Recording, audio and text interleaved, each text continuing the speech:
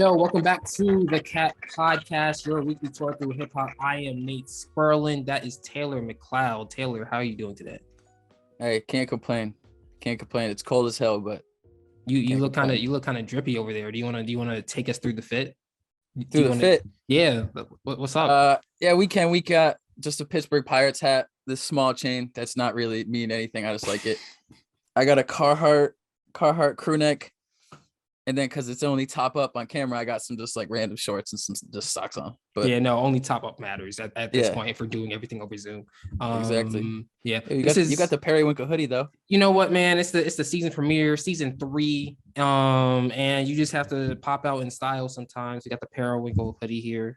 Obviously, have a chain on that you cannot see. I also got earbuds like that you cannot see because you got to make use of the full hoodie. So yeah, that's the style, and that is the report. Thank you for paying attention to that. All right, thank you for listening on Spotify, Apple Podcasts, Verbal, Anchor, Amazon Music, Google Podcasts, and thank you for watching on YouTube. Don't forget to like and subscribe to the channel. Follow us on Instagram and Twitter at OldMilk Media. And this is the season premiere, as I said. So I'm gonna be. It's time for our fourth wall break. Okay, I have nothing planned.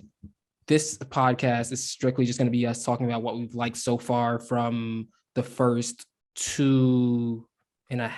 I'll be generous to say first 2.5 months of 2022. So that being said, Taylor McLeod, my co-host, where do you want to start first? I mean, we could start from the beginning, or we could start from like Friday, because Friday it's two big projects. A lot of people are talking about it. I mean, Durk and Benny. But honestly, there's been a decent amount of good stuff to come out this year. Like so far, because you usually wait until the summer for you to be able to decide if it's a good year or not. But so far, when you have someone like Gunna, and you also have a Youngboy, and you also have Babyface Ray, Kodak dropping a really good album, it's Kendrick. If Kendrick drops a classic album, this is one of the best years one of the best years in recent memory. And there's also, Kanye dropped Donda 2, which I haven't listened to because I'm not buying a $200 stem player. What else came out? You got Earl. Yeah, Earl came out. Benny, as you said, Conway came out last week, I believe. And then King Von came out last week as well. King Von. Alchemist had another project with Currency, which I like. I like the Cousin Stiz.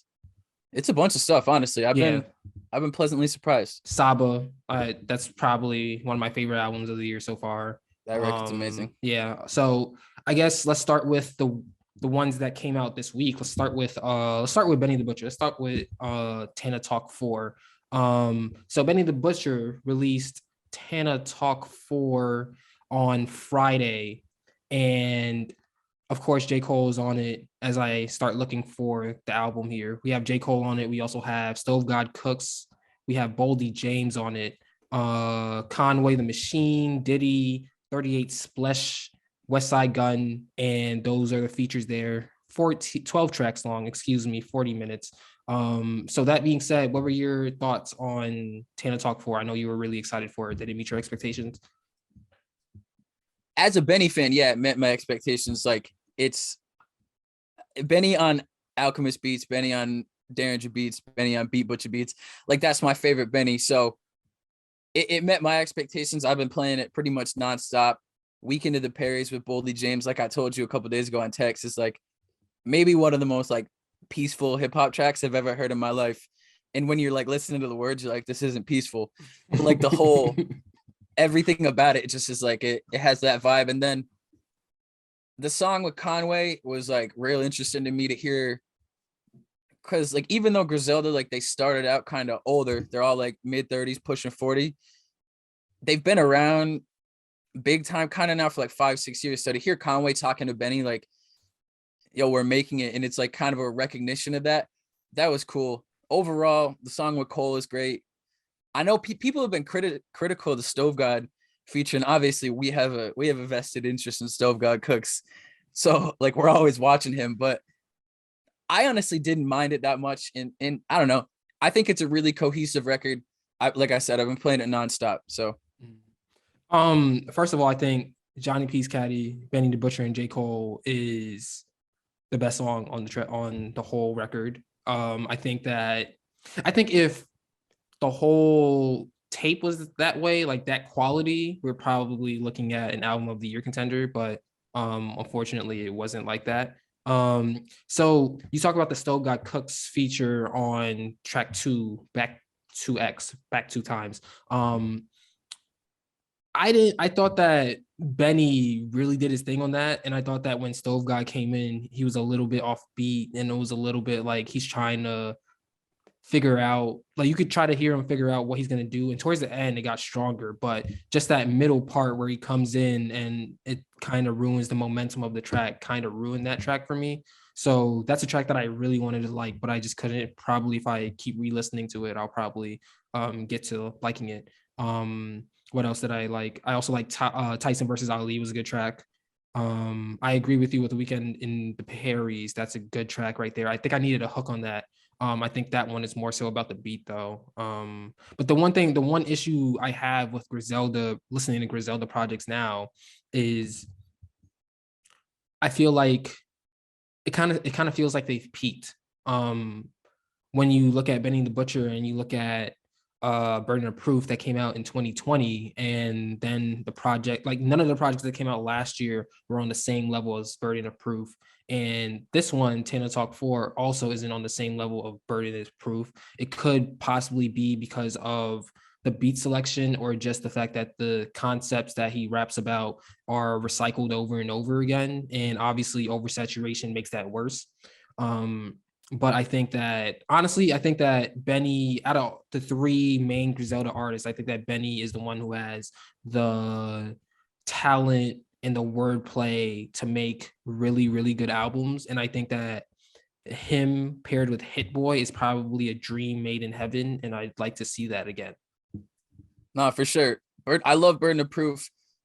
I honestly, I like Plugs I Met too, but I also love Harry Fraud. Like, so like the song with French Montana and Jim Jones, Longevity. I have like a very soft spot for French Montana. I think every song, like it just, some of his songs are perfect to me. Some of his features are perfect to me. With this one, Benny says it in a line, and it's actually a Conway line from a while ago, where it's like West Side Guns in charge, Benny's the star, and Conway's the silliest with the bars. And I think that's a pretty good way to put it, where I think Benny has the biggest, like, or the best ability to, like you said, create that full project. When you listen to some of Conway's freestyles, to me, he's the best rapper out of the 3 of them. And then Gunn is like, you can tell he's a mastermind, where he's the businessman, and that shines on his projects a lot, where the beat selection is pristine and he knows how to make an incredible art project. But like you said, the material is recycled sometimes. And I think it's the tough part, and it's part of the modern landscape of dropping every year.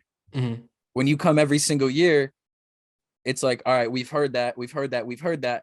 To me, being a huge Griselda fan, I want to hear more of that, but I also understand why it doesn't necessarily appeal to some people who are on the fence about Griselda, about Benny, about Conway. Yeah, no, I think that also it comes with just understanding the work that you put in before that, whatever album you're dropping now. Like, I think that Burden of Proof, I think that Benny the Butcher could have survived longer off of Burden of Proof than he did. I forget when exactly the project after Burden of Proof came out, but I think that Burden of Proof was just such a good album, and it was Plugs I Met 2 would probably be the next one. It's not telling me a month, but we can figure that out later. So it's a good album. I think that one thing that, like, I feel like the oversaturation of dropping the Plugs I Met 2 so close to dropping Burden of Proof kind of sets it back a little, because it's not the same quality as Burden of Proof 2. And when we're looking at artists and we're trying to become fans of artists, we like to see growth within their art form. And I feel like if he just took more time, or if they as a collective just took more time to figure out new ways to deliver the same content, I think that would be better. Also within that, giving fans some time to actually miss new music from them instead of just oversaturating every single time. It kind of gets tired a little bit, but I do see why people like that type of music. It's just, I'm just expecting more out of it. Yeah, you can, and I've told you this, and it's not a knock either. You can tell that they're all, like I said earlier, like mid-30s, close to 40.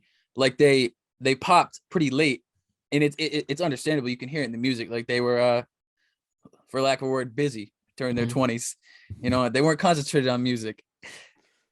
So it's like you can tell that they're like, all right, we're here now. We gotta like do as much as fast as possible, eat as much as we can right now. Cause it's like, obviously you have like Nas still doing it after 40.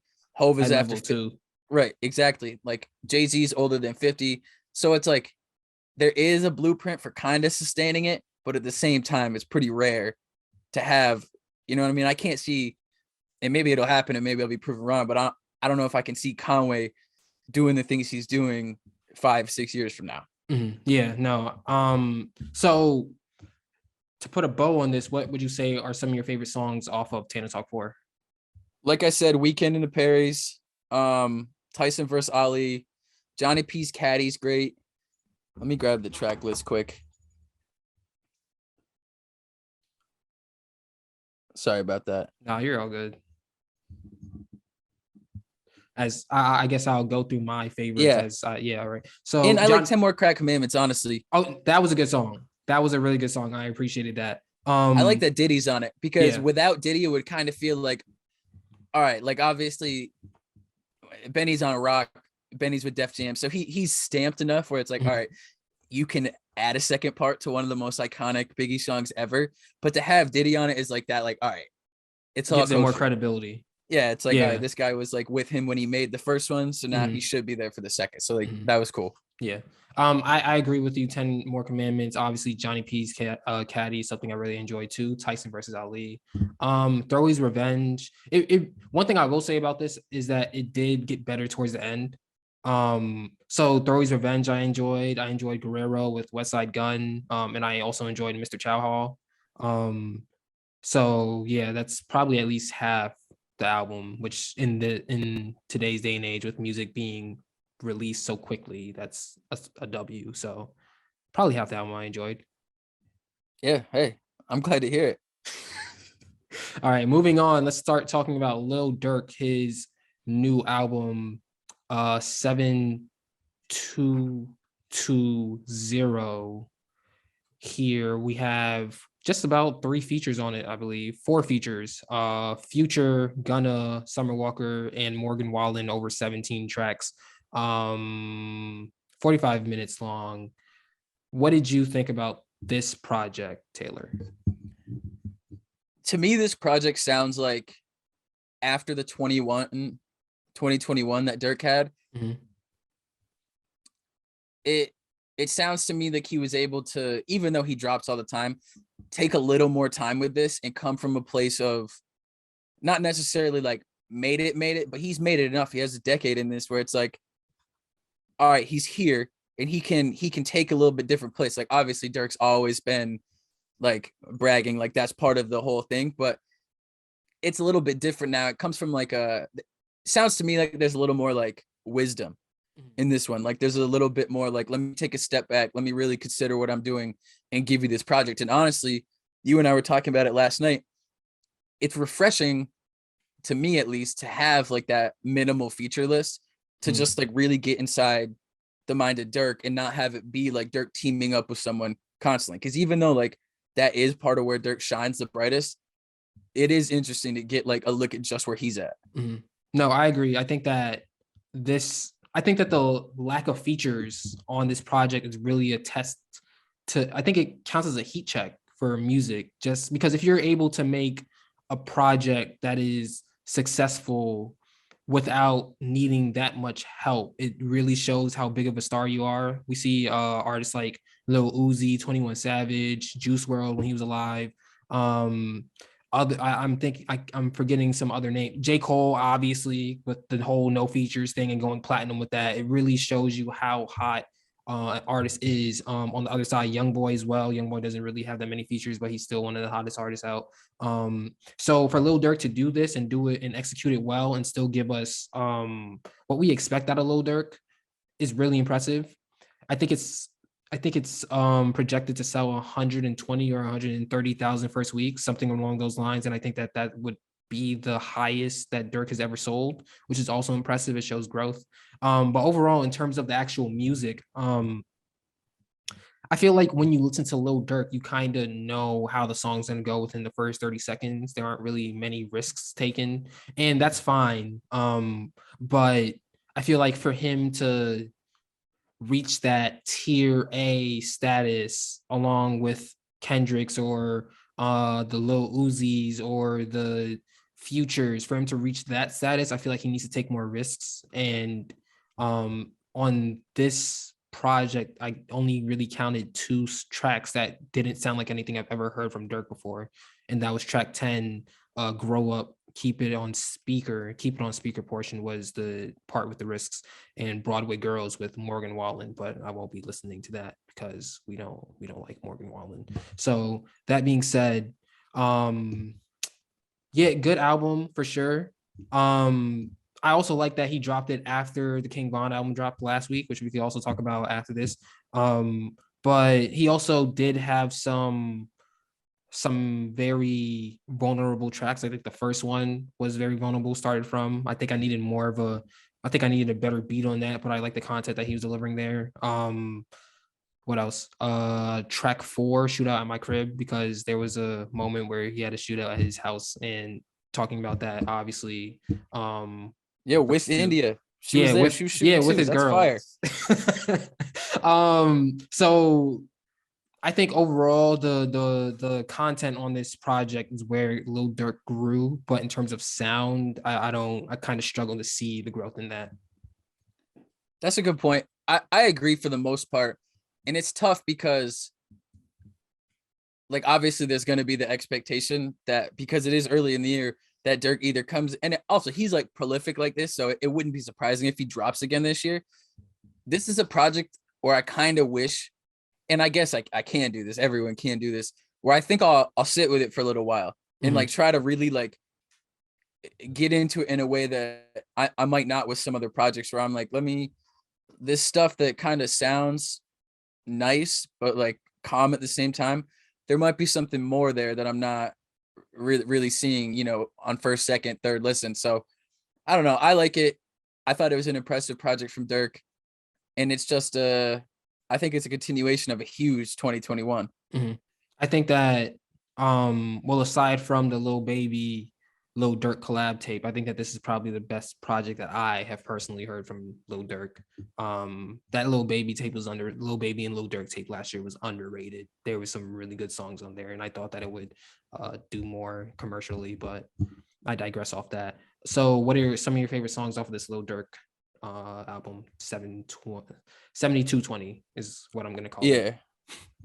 I like Head Taps. I like the intro. I like What Happened to Virgil, honestly. And Gunna's on a run, so it kind of Pushing P over perfectly. Here, man. Pushing P. And then I like Grow Up, Keep It on Speaker, like you said. Like I think that was, also echoing what you said. That was kind of one of the points where you could feel him kind of taking a risk, like playing with his voice, doing some stuff that it's not like we've never heard this stuff from Durk, but it almost sounds like more refined. The bigger he gets, the more time he has in the game. I need more of that.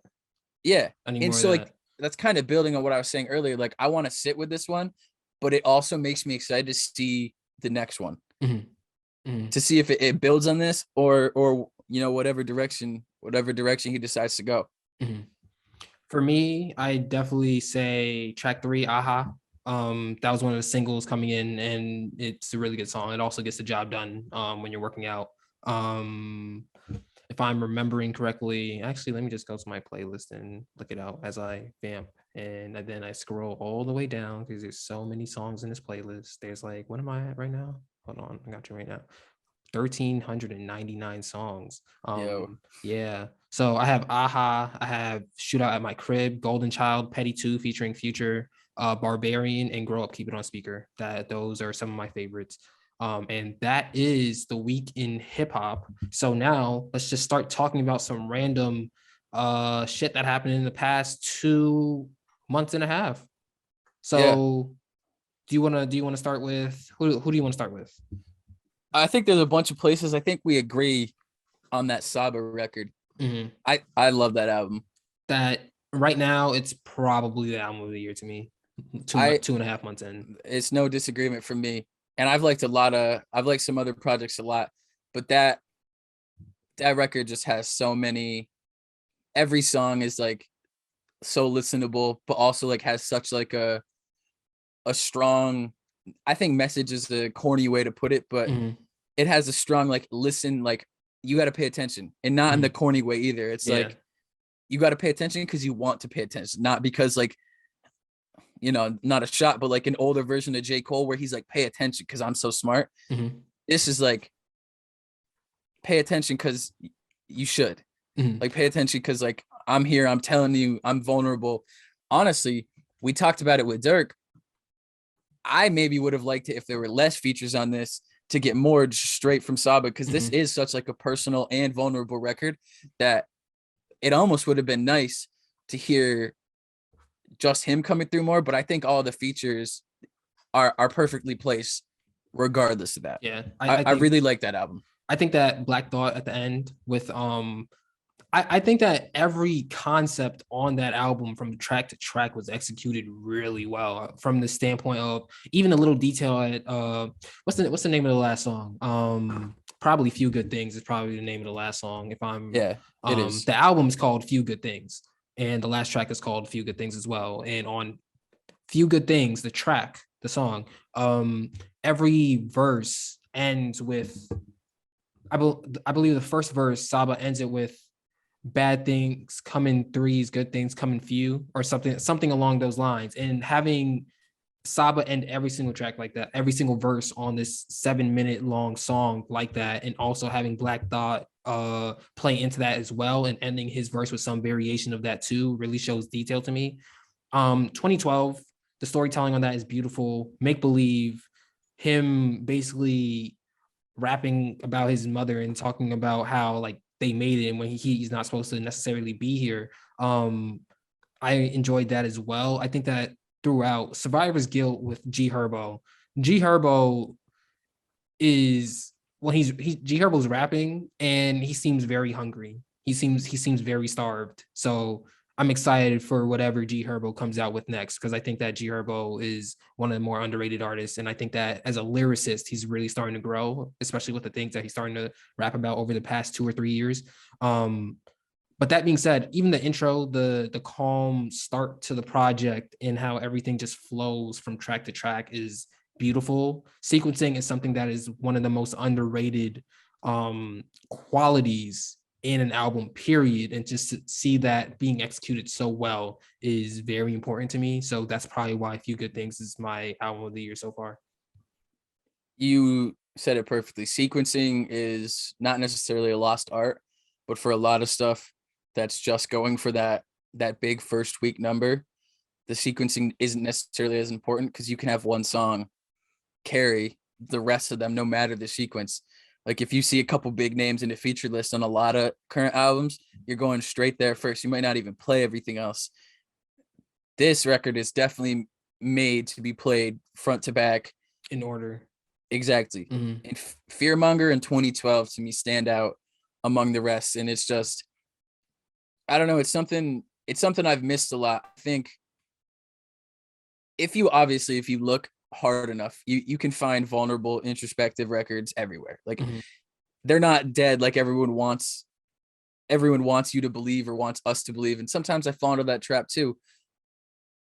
But this one being, even the rollout was nice. Like when Fearmonger came out as a single and Saba, you know, each step of the way he's put out like a thing where it's like, not necessarily like, yo, this is how you should listen to us, but like, this is what this is. It's art. It's meant to be consumed and felt in a way it's not meant to be necessarily like judged on first listen or judged at all. It's a piece of art and it stands alone, and it is what it is. And I think that's interesting. And honestly, I wish more stuff was like that, where where you got more time to make a decision on something, and it's not so much, is this fire on first listen? Because if not, 3 other projects came out today, so I got to get to those. Yeah. It's a really nice album, and I'd be thrilled if it won album of the year. Obviously, we got 9 months to go, but and we have some big behemoths coming too. I know. But I think that this will, at least because he's independent too, at least amongst the independent artists that have national recognition. Only other artists I could probably see who's independent. Well, 2 that I could probably see, and this might be my New York bias coming in. Probably knocking this off is either Coda the Friend, because his project from last year, To Kill a Sunrise, was really, really good. And I thought that was an album of the year contender throughout the year.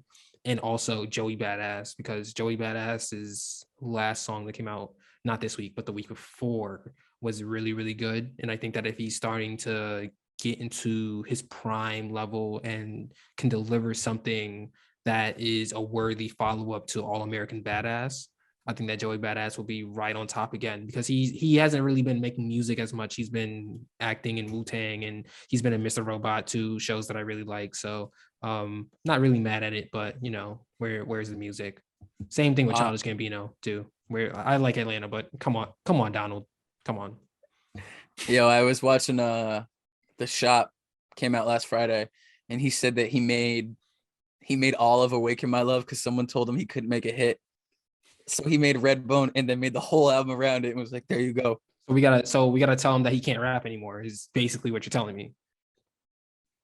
Hey, a couple months ago I wrote a piece on the 10th anniversary of Camp, and it's like the raps are either there or they're not. Mm-hmm.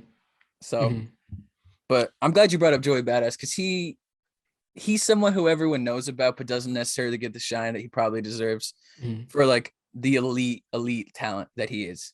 Yeah, no, he has. Some people argue that his debut, 1999, is a classic. I can see why. I also like Before the Money. Some people don't really like that one as much, but I really like that one. And also All American Badass I enjoy too. So he's basically 3 for 3. Also just for the sake of seeing what would happen. Yo, Donald Glover, you can't rap anymore. You got to prove it. Just hope that he hears that and makes an album.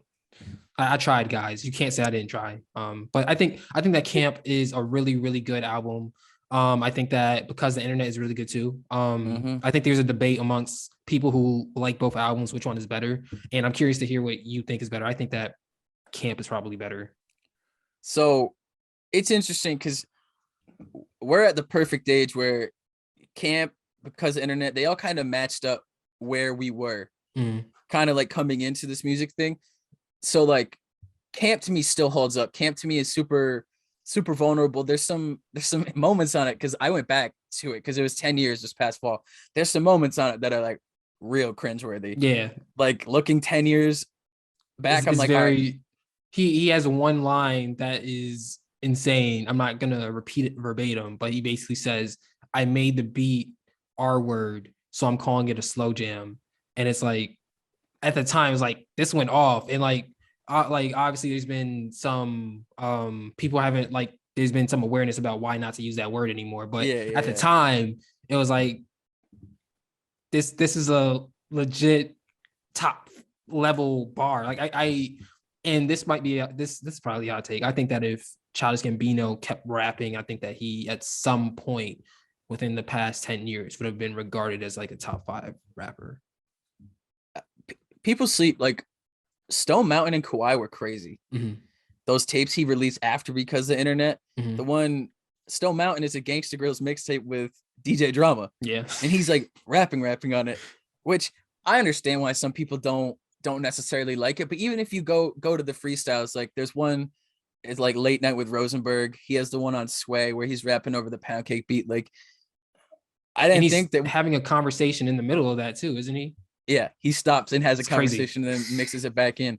I didn't think we'd be talking about Gambino rapping today, but I'm kind of glad we are. No, I remember that one, I forget what show he was on, but he made the beat as he was like talking. It was basically like, if you ever seen I think it's called The Cave with With Kenny Kenny? Beats. Yeah, it Yeah. was basically like that live. He was basically making a beat and then he freestyled over that beat he was making while he was talking, and it was just seeing the ability to split your focus like that and have legitimate things to say, but at the same time make a legitimate beat was like, okay, this dude is different. But that being said, he can't rap, so we might need more proof of that. I'm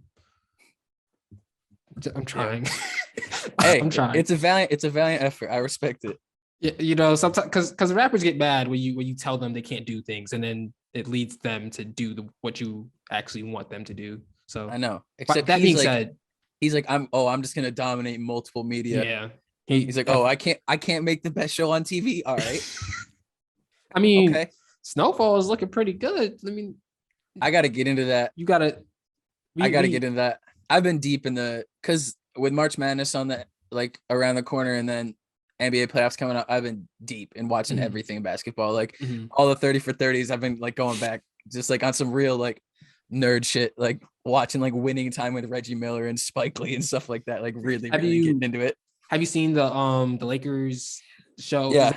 Is that the one that's called Winning Time? It is called Winning Time too. That is a very good show, and I am excited. It will probably, the second episode will probably be out after before this podcast comes out, so I don't have any thoughts yet, obviously, because we didn't see it. But the first episode with the fourth wall breaks and just the the character portrayals of everybody, they just got all the right actors to do the right things, and yeah, for sure, it's great. But moving on to the other art form that isn't visual, the one that we're supposed to be talking about, the one that's in your ear, you know, like you play it and you hear other people playing it. It's called good music. That one. I think I know what you're talking about. That one. So have you listened to the Kodak Black album, Back for Everything? So the three that we've talked about that I haven't really played that much, I've heard them just because like they're big. I haven't played a lot of Youngboy, haven't played a lot of Kodak, haven't played a lot of Babyface Track.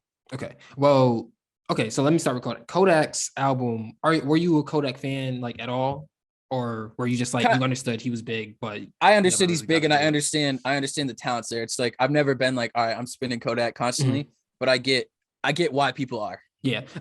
Kodak he just has a way of delivering content. Like I think that with the new era of hip hop coming in, it's clear that the street rappers are going to be the ones that are going to take over. So with that, it's just based off of which artist delivers their content in the most unique but simple way possible. And I think that Kodak is definitely up there. This album, Back for Everything, first of all, the name of it is fitting because it really looked like Kodak was about to fall off after he got out of jail last year, and then he dropped two EPs that didn't really do well, but then he dropped Super Gremlin and people started fucking with it and people started playing with it more. I believe the San Francisco 49ers walked out to it in a playoff game, which kind of shows the reach there. So within that song, because it's clear that his fallout with his former Sniper Gang rapper Jack Boy like hurts him personally or is like really hitting him hard. Like that song is based around that, and the vulnerability on that track of being like, damn, I wish our relationship worked out. Like I wish we could have been superstars for real. Like the heartbreak of that, because you know what it's like to lose a friend. Like losing a friend sucks, and especially if they do some grimy stuff to you, like that really sucks. So like I'm sure everyone has been there before, and that's something that's easily relatable from the listener to the artist, in this case Kodak.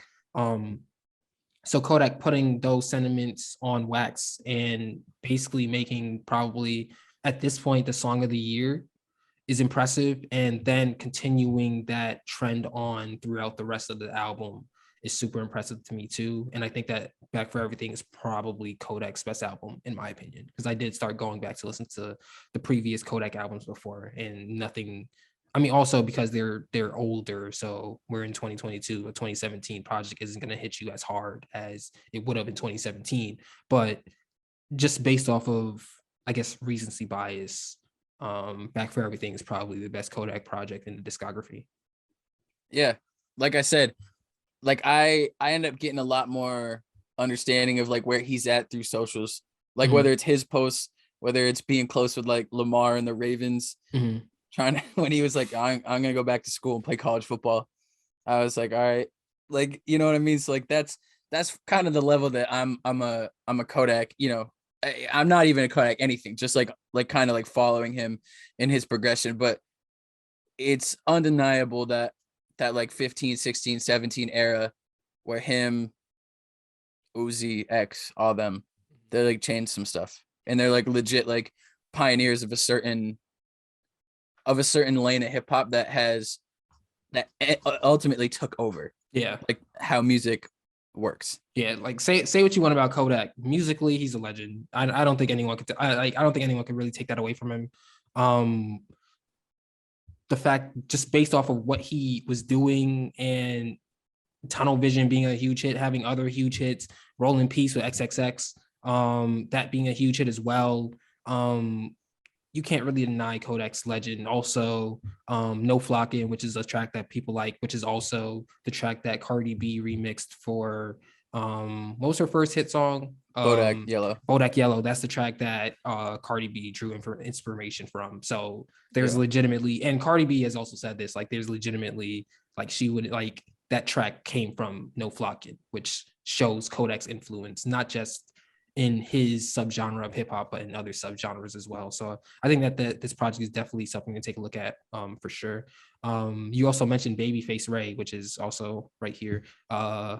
Great project. Detroit is a very interesting city because they have historically, obviously, you have Eminem, and then more recently you have Big Sean, and there was kind of a dry spot from Big Sean on, but now it's starting to get more saturated. You have artists like Babyface Ray, as I just mentioned, 42 Doug, who is probably my favorite out of Detroit right now. That voice is so distinct, and the way that he performs his music is really good too. He can sing. He also has energy when he raps too, which is versatility that I like. T Grizzly is someone I also really like from Detroit as well. I swear Vezo is interesting, but I think that with this project called Face, Babyface Ray really set himself apart, and he really did it with the beat selection. He found a way to, because Detroit, every city has its own sound. He found a way to combine that Detroit signature 808 sound with more lighter melodies, if that makes sense. And getting artists like 42 Doug, well, obviously 42 Doug and Ice Vezo on it, obviously, two Detroit artists that I just named, but also getting someone like a Young Lean to perform on Overtime, which is a super important record to me, super important track to me, because I never in a million years would I expect an artist from Detroit to come out with an album like with a project with a song like that, excuse me, and execute it so well that it's one of my favorite tracks of the year so far. So shout out to Icewear, shout out to Babyface Ray. Very good project. Wonder for Deluxe is coming on that. And then finally, Youngboy. Lots of controversy around Youngboy, obviously, but we're just here for the music. We just talk about music here. So very good album as well. I think that Youngboy is one of the most versatile artists, and that's probably the reason why he's able to create such good projects with without that much features and without that much help. I think that he tried some shit on this too. He has a song called DC Marvel, and it kind of sounds like the type of music that Lil Uzi would make. I could easily see Lil Uzi getting on that track and killing that. He also has a song called Emo Love, which I can see it's more of a, it's not a traditional trap song. It has like a nice, I don't know if I'd call it rock or country, something somewhere in the middle between that, but it's like a nice guitar and he's singing on it. There's 808s on it. There's vulnerability on tracks like I Got This, Foolish Figure, How You Been, Cage Feeling. Like there's everything that you expect out of a Youngboy project on this, and this project also could potentially be his best. So yeah, I think that he also said that he's coming out with a new project at the end of this month, so that will be interesting to see as well.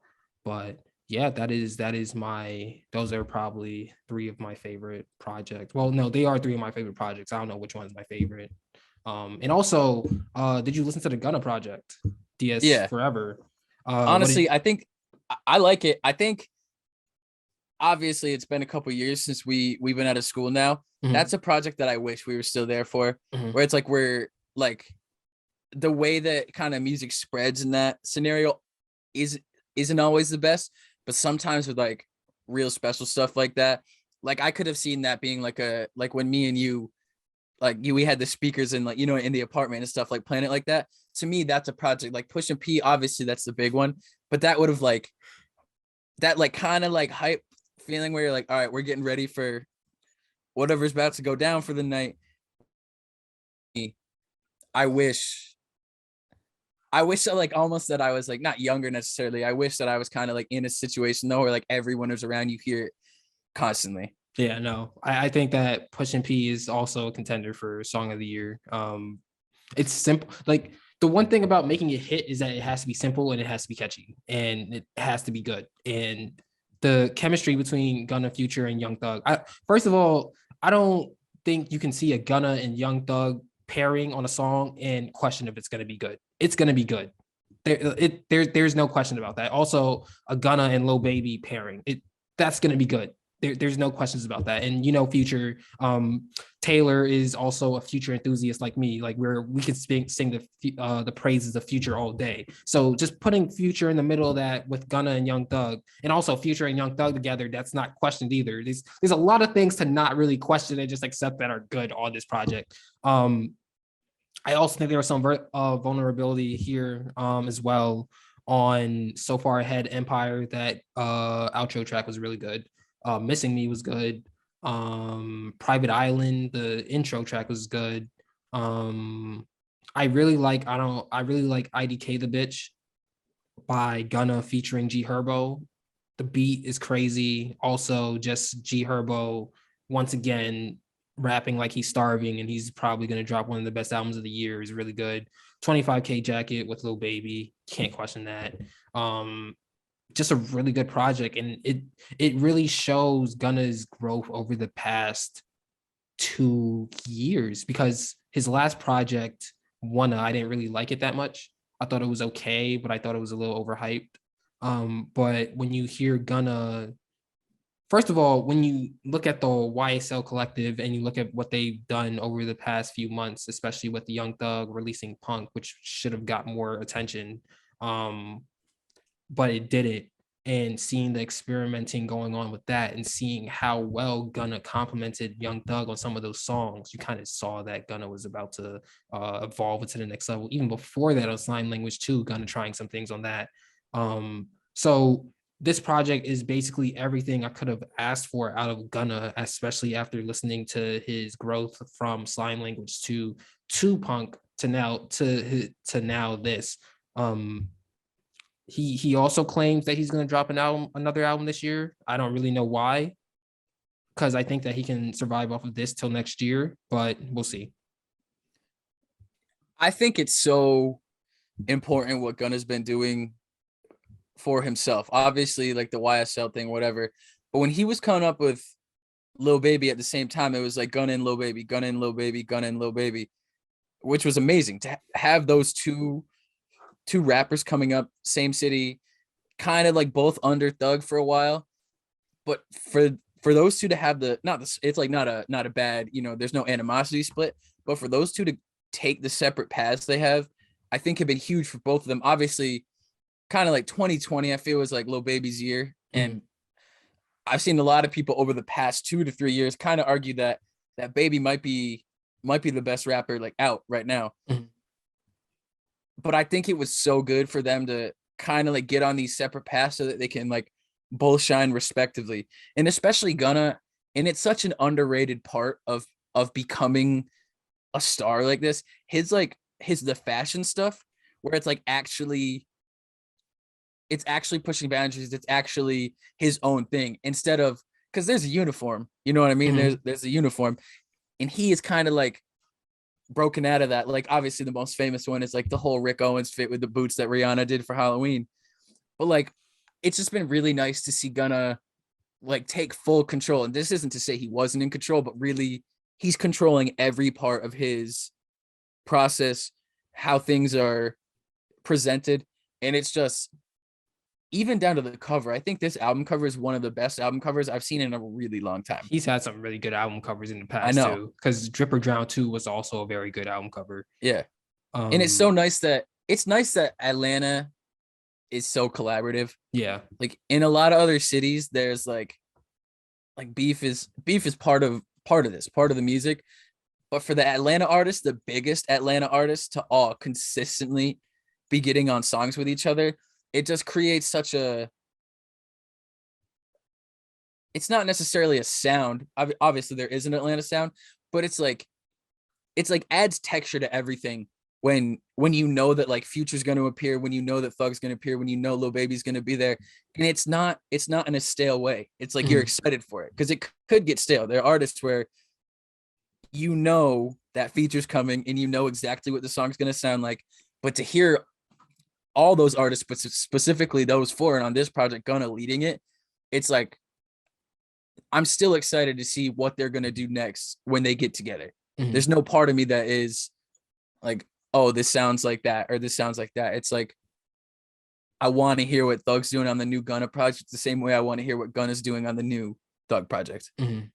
Yeah, no, I think that over the course of the past 2 years, Atlanta's dominance or chokehold over hip hop is kind of fading, because you're seeing other cities start to, even like you have New York drill, and well, you have Brooklyn drill, you have Bronx drill, you have Detroit music, as I just talked about, you have Memphis music, which I didn't even get to yet. There's so many different areas of the country that are now popping out with very good quality music that is their own sound. But the reason why Atlanta is probably still on top, not as much, but still on top, is because of that collaborative effort that you described. You didn't even mention like 21 Savage hopping on a Gunna track, or hopping on a Future track, or vice versa. Metro Booming's presence there as well. I think that it just comes down to culture, I guess. It's it's the same, to make a basketball reference, it's the same reason why the Miami Heat never have a losing season. It's just we're gonna work and we're gonna figure something out, and it's gonna look good or sound good. And that just seems to be what the Atlanta culture is. And since 2015, at least in terms of my lifetime, since 2015, they've been knocking it out the park ever since. Yeah. And when you go back through everything, you realize that really since the beginning of this, they've been one or two. Obviously, New York is New York. Chicago is undeniably one of the most impactful and influential like cities in music. But I mean, looking back to the lineage is insane. Like you just go back to Outkast in the 90s, you go Outkast, and then you have like a trio of Ludacris, Gucci, and Jeezy. T.I. too. T.I. And it just never ends. Like there is it's one of the most impressive almost 3-decade runs that we've ever seen. Obviously it's still a young genre, but it's really impressive, and to see it manifest itself in different ways throughout the years, but always come back to the fact that like Future can get on a Gunna song and it's gonna sound good. Lil Baby can get, pair it with 21 Savage, even though 21 Savage is from London, and it's gonna sound good. No, 21 Savage. No, I'm playing. Obviously, it's true. That day on Twitter is still one of the funniest days ever. That was wild. That was a wild day. Yeah, sorry for the ASMR. No, to be honest, man, we're trying new things on this podcast too, continuing along with the Atlanta tradition of trying shit. So thank you for that. Of course. Thank you for your contribution to our experimental podcast here. So what about some of your favorite projects that we didn't get to yet? So talked about it up top with the Benny. I think Alchemist, which again, talking about 30-year runs, one of the most impressive things that he's still doing it. Like to be with like Cypress Hill, Mobb Deep, and then you like it's still going at a very high level. Continuance with Currency is great. Real calm album, real smooth, real good for driving. And then he's all over Earl's project. And as a huge Earl fan for the last 10 years, I love I love the new record. I love Sick. I think it's great. 2010 goes crazy.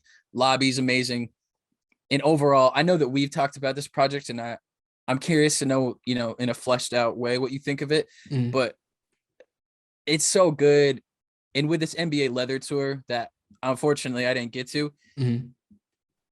to see Earl kind of back in it Mhm. is just real impressive, because he's always been around. There's been the social media presence. There's been a song here, song there. There's been projects like some rap songs, Feet of Clay. But to hear a record from him that's really like, it'll never be reminiscent of 2013 and 2015. Like, it's never going to go back to that way. And it shouldn't. Like, that's how this is supposed to work. But to hear Earl be back, like 2010 stands out to me where he's killing it. It's not so much Earl being the like elevated artist that he is, kind of like weaving in and out of a really intricate instrumental. It's him just like killing. Yeah. And then to be up on stage with Bronson and Boldy and Alchemist and stuff like that, it's just Sick to me has been one of the better albums of the year. And in terms of my favorites, it's right up there. Mm-hmm.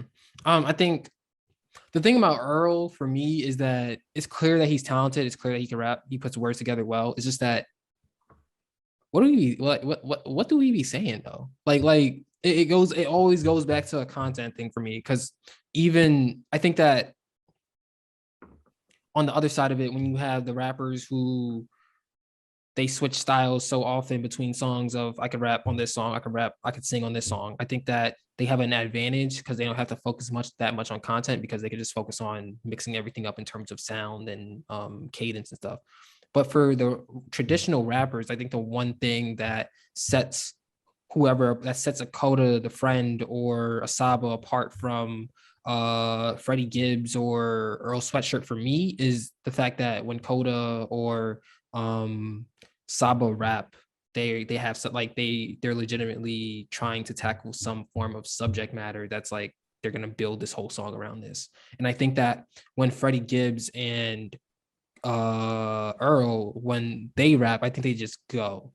And that's fine because it's nice to see just such talent like that. But at the same time, if it's for me to sit down and want to consistently listen to it over and over again, there has to be something that's resonating to me. You can't just rap good because you rap good, And Yeah. for that I reason, think I think what it is 2013, 2015 on Doris, I Don't Like Shit, I Don't Go Outside. That was Earl, a very young Earl Sweatshirt, directly addressing like things. Mhm. And I think for a lot of artists who see this, when they're younger, it gets real direct. It's like, this is how I feel. This is, I'm gonna put it on wax like that. And then as time goes on, it gets a little avant-garde. And I think avant-garde is the best way to describe Earl's music. And I don't think it's intentional. I still think he's addressing just as much as he always had, but it's in a way where it's not dancing around it. It's conveyed in such a different way than maybe it used to be. And I think some of those artists, especially the ones who like blew up in the early 2010s, the like massive exposure that a group like Odd Future got, you can see it. It like right as it kind of like shifted, right as it kind of like tilted over, you can see that Earl kind of like hit away. Tyler had a huge transformation. And I think it progresses like that. The reason I'm so high on this album is being a huge Earl fan then, you end up invested in the artist back then. So now, however they're addressing the things that are going on in their life, things that are going on in the world, I'm going to be here for it because I was there for it then, if that makes sense. Yeah. Like, it's like one of my favorite artists who we don't have to name. I've been listening to him since 2009. So it's like, like a lot of people are like, yeah, sure, it's catchy, it's whatever. It blew Donda out of the water in sales. Biggest rapper in the world. When I get a little drunk, I might say biggest rapper ever. Like, I'm invested. I've been there for a long time, but I understand why people who hear like, pipe down, that's a little hint. Like, I get it. But someone like Earl, I just been there for so long, and it's like, I was invested then, and it's just lasted all the way through. So there's obviously some bias, but it's like, it's always interesting for me to get that window into where someone is at now, knowing where they were then. No, I feel you. Well, so what I'm taking away from this is that there's no chance that you won't be a Celtics fan. Is what I'm taking away from this. Nah, that's forever. I mean, unless like something like horrible, unless like something like, you know what I mean, something like crazy happened, like Danny Ainge keeping all the picks and not trading for a superstar. Nah, yo. Sorry, too soon.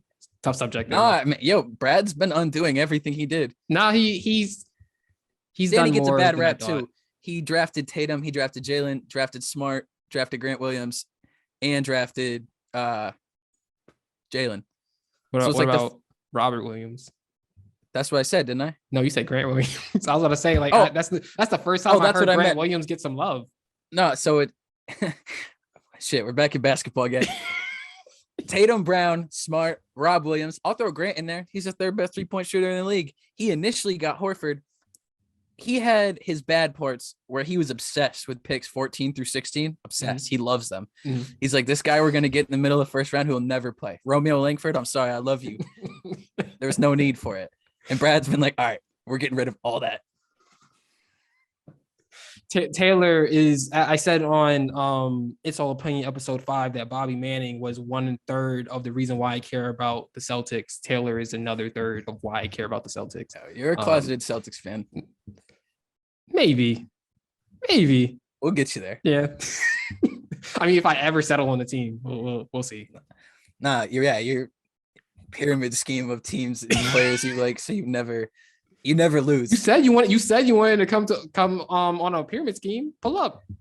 We can like the Bulls together. Caruso's back. Come on, bro. The Bulls, hell yeah, no. Caruso's back. All the Bulls. Nah. It's all fun and games till the Bulls locks up Tatum and then you're out the first round. Who? Caruso. Oh my God. Or Lonzo. Or DeMar. Come on, 33 or Derrick Jones DeMar. Jr. I'm just saying we got perimeter defenders. The one thing we don't have is size. But perimeter defenders, we got loads of those. Yeah, you're saying we right now, but when they get knocked out in the first round, it'll be we for the Sixers. You're right. You're exactly right. Russ isn't going to be in the playoffs, but that'll be we for the Laker whenever that happens. It'll be we for the Nuggets. That's what it'll be. All right. Yeah. Nuggets is the next step. Yeah. Okay, cool. They look dangerous. You're not scared? Well, if I'm scared, that means the Celtics are making the finals. So that's fair. Okay, yeah, that's not true. You don't have to be scared. All right. All right. We'll leave it there then. All right. This has been episode 300, the first episode of season 3. That is Taylor McLeod pushing P in that nice Pittsburgh Pirates fitted hat there. I am Nate Sperlin. Thank you for listening and watching. Like and subscribe, share with your friends, do all that stuff, comment about your favorite hip-hop album so far this year. And yeah, we will be back when we will be back. We will be back when hip-hop tells us to be back, is what I'm gonna say to that. That's the best way to do it. Yeah, so that being said, thank you for listening and watching, and we are out.